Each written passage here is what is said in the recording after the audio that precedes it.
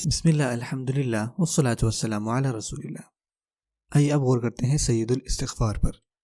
حضرت شداد بن عوس رضی اللہ تعالی عنہ وہ یہ روایت کرتے ہیں کہ رسول اللہ صلی اللہ علیہ وسلم نے فرمایا، جو بھی سید الاستغفار کو پڑھتا ہے سچے اور پکے یقین کے ساتھ صبح میں، اور اگر وہ شام سے پہلے مر جائے تو وہ جنتیوں میں سے ہوگا، اور جو بھی اس کو کوئی شام میں پڑھے سچے اور پکے دل کے ساتھ اور صبح سے پہلے فوت ہو جائے تو وہ جنتیوں میں سے ہے۔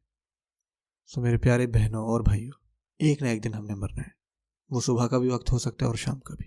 سو ہمیں چاہیے کہ ہم اس دعا کو صبح صبح بھی پڑھیں اور جیسے ہی شام ڈھلے تب بھی۔ سو اگر جس دن ہماری موت لکھی ہے، چاہے وہ صبح ہے یا وہ شام، تو ہم ان لوگوں میں سے ہو جائیں جو اس دعا میں شامل ہیں۔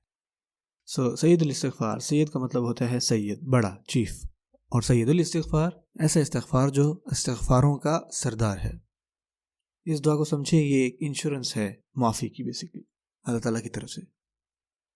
اس کے 10 جملے ہیں جس میں ہمارے اللہ تعالیٰ کے ساتھ ریلیشن شپ کے نا ڈفرینٹ اسپیکٹس ہیں۔ اگر آپ ہر جملے کے اوپر غور کریں گے نا اس کو پڑھتے ہوئے، تو ہمیں چاہیے کہ ہم ہر جملے پر غور کریں اس کو پڑھتے ہوئے۔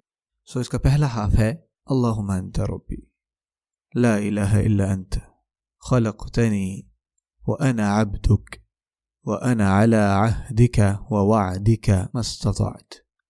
اگلے 5 جملے ہیں اعوذ بک من شر ما صنعت ابوء لک بنعمتک علی وابوء بذنبی فاغفر لی فانہ لا یغفر الذنوب الا انت۔ آئیے پہلے حصے پہ غور کرتے ہیں ایک ایک کر کے۔ اللہم انت ربی، اللہم اے اللہ، انت آپ، ربی میرے رب ہیں، لا الہ کوئی معبود نہیں، الا انت سوائے آپ کے، اے اللہ آپ ہی میرے رب ہیں، انت ربی۔ جب ہم اس جملے کو پڑھیں نا تو ہم محسوس کریں ہمارے دل میں اللہ تعالیٰ کے لیے محبت ہو، کیونکہ اللہ تعالیٰ ہی ہیں جو ہماری ہر چیز کا خیال رکھنے والے ہیں، ہمارے جسم کی ہر ایک خلیے کا۔ اللہ سے دعا مانگے، اللہ تعالیٰ آپ نے ہمارے یہاں پہ رہن سہن کے لیے ہر چیز کا انتظام کیا، جیسے کہ بارش، جیسے کہ فصل، یا خاندان، دوست۔ انت ربی لا الہ الا انت۔ اگین میں آپ کو ریمائنڈ کروا رہا ہوں بار بار کہ الہ کے کتنے معنی ہیں؟ 3۔ جس کی عبادت کی جائے، جس کی بات مانی جائے، اور جو ہماری نیڈس کو پورا کرنے والا ہے۔ سو جب بھی ہم لا الہ الا انت پڑھیں تو ہمارے ذہن میں یہ پورا معنی ہونا چاہیے۔